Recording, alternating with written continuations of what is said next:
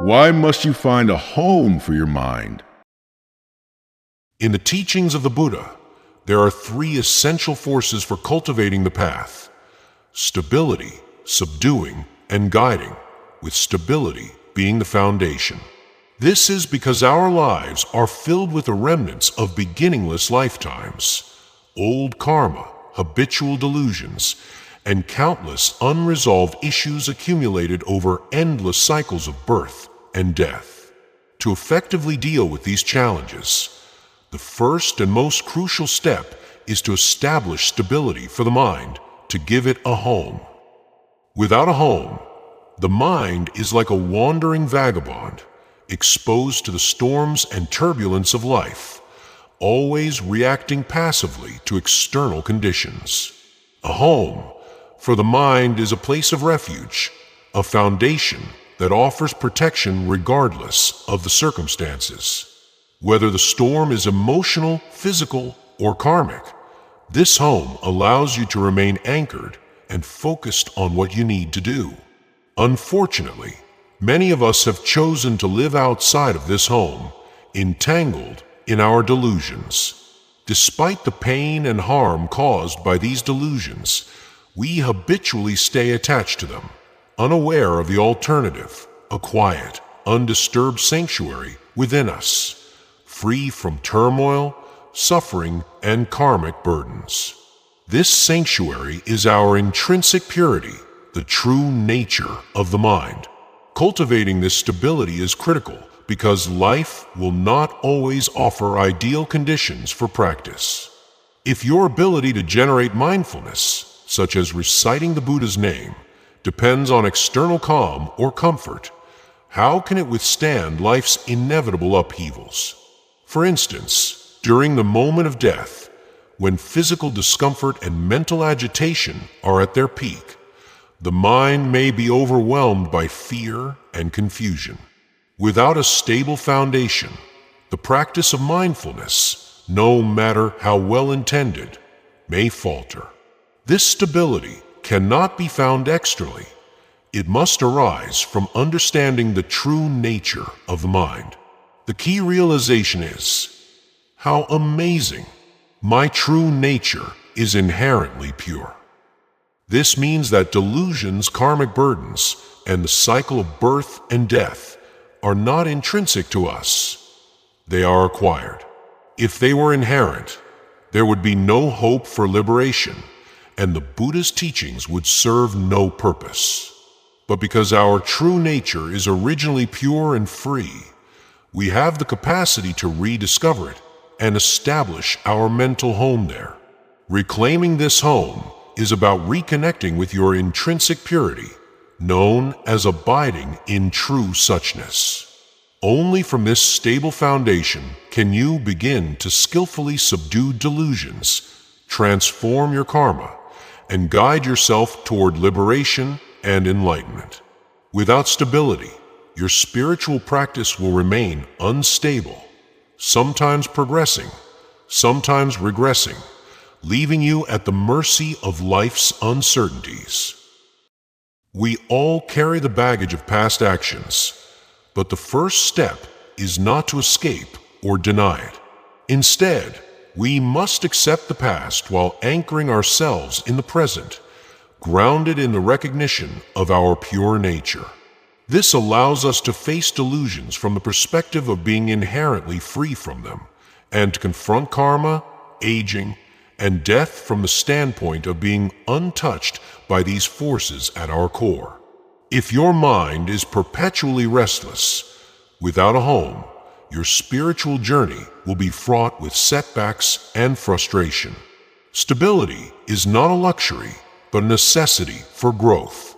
By rediscovering the intrinsic purity of your mind, you create a strong, unwavering base from which you can engage in more advanced practices like subduing afflictions, directing your mind toward the Pure Land, and cultivating Bodhi. Life's many challenges will always exist, and the karma of countless past lives will continue to surface. However, with a stable foundation rooted in your pure nature, you can transcend these challenges and make meaningful progress. Without this foundation, even the best intentions will falter, and liberation will remain elusive. Stability is the first and most important step toward a life of clarity, peace, and ultimate freedom. How can we achieve mental stability? To achieve stability in the mind, one must traverse the 3 stages of Buddhist practice as described by the Zen masters. The first stage is referred to as seeing mountains and waters as waters, the initial joy and enthusiasm upon entering the path.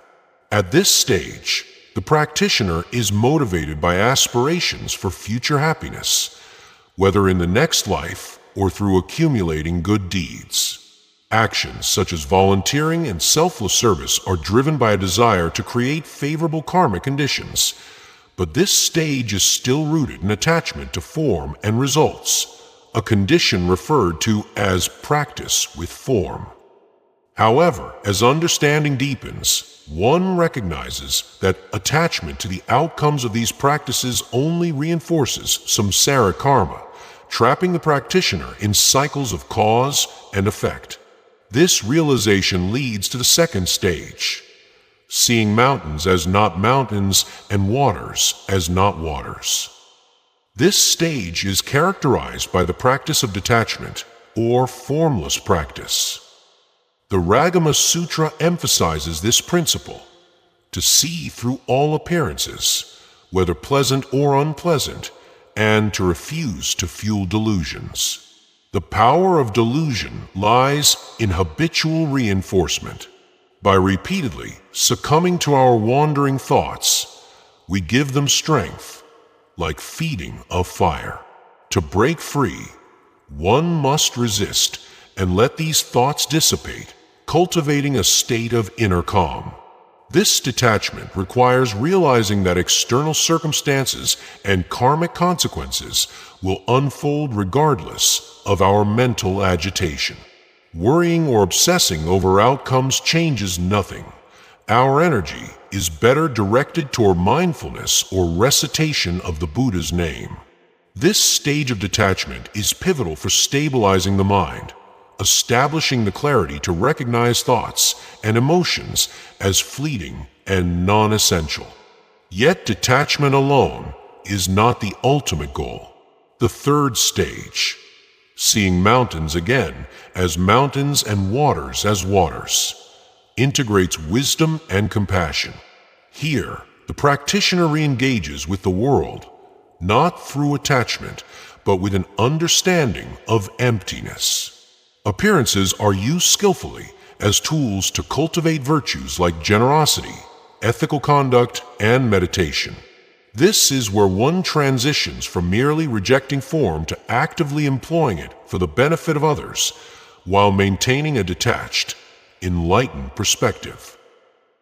True stability arises when the mind rests in its intrinsic purity, referred to as originally nothing, or the inherent nature of emptiness. This foundation is critical for addressing the complex issues of samsara, as it offers a stable vantage point from which to confront and transform karmic patterns. Without this inner stability, the spiritual path becomes mired in fluctuations of progress and regression, with no enduring progress. Stability does not come from clinging to fleeting joys or suppressing challenges, but through a profound understanding of the mind's true nature. A practitioner's journey often transitions from initial enthusiasm to periods of neutrality or even difficulty. This is a natural and necessary process, as attachment to joy is replaced by the deeper equanimity of the formless mind. The ultimate goal is to rediscover a deeper, unshakable happiness rooted in wisdom, known as Dharma joy. Thus, stability in the mind is achieved by abiding in emptiness and purity, creating a foundation that allows one to skillfully navigate the challenges of life and karma.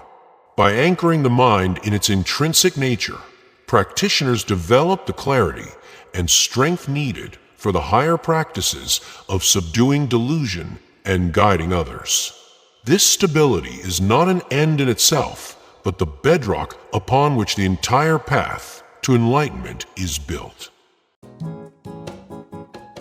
Thank you for joining me on this journey into Buddhist wisdom. I hope this video brought some insight and reflection to your path. If it resonated with you, please consider subscribing, liking, or leaving a comment to share your thoughts. Stay tuned for our next exploration together as we dive deeper into these teachings. Until then, may you find peace, clarity, and compassion in every step. See you soon.